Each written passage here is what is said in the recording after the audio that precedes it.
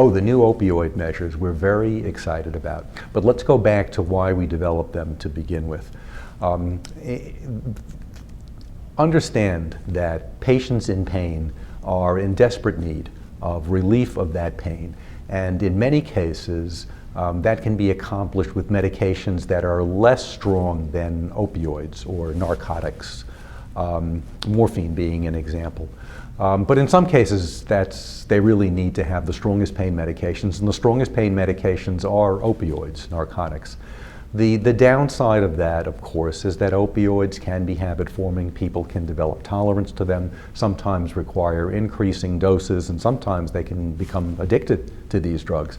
So there's forever been this very delicate balance that patients and their caregivers have had to tread about when do you have enough of these medications to relieve the pain enough so that you can be comfortable and function, and when have you gone over and given someone perhaps too much medication so that it's actually clouding their functioning and perhaps leading to worse problems than their original illness which caused their pain.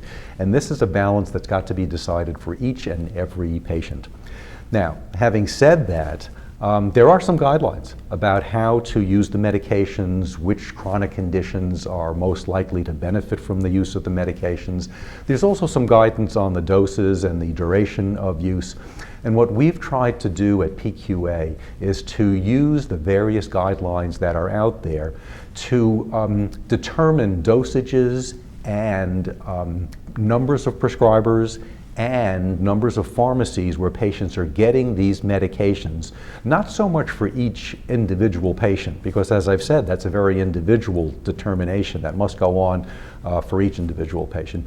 But our measures are intended to be applied across populations of patients. So what we're saying, for example, is that even though any given patient may have needs for high doses or for these drugs for long periods of time, or maybe even from multiple prescribers, that over a large population, we're anticipating that this is something that we could measure and try to determine what the factors are that are leading one health plan or one provider organization or one accountable care organization to be prescribing these medications for their patients at higher doses for longer periods of time by more prescribers and having them pick it up at more pharmacies than a comparable organization. And we think that that comparison may help us to get a handle on this problem.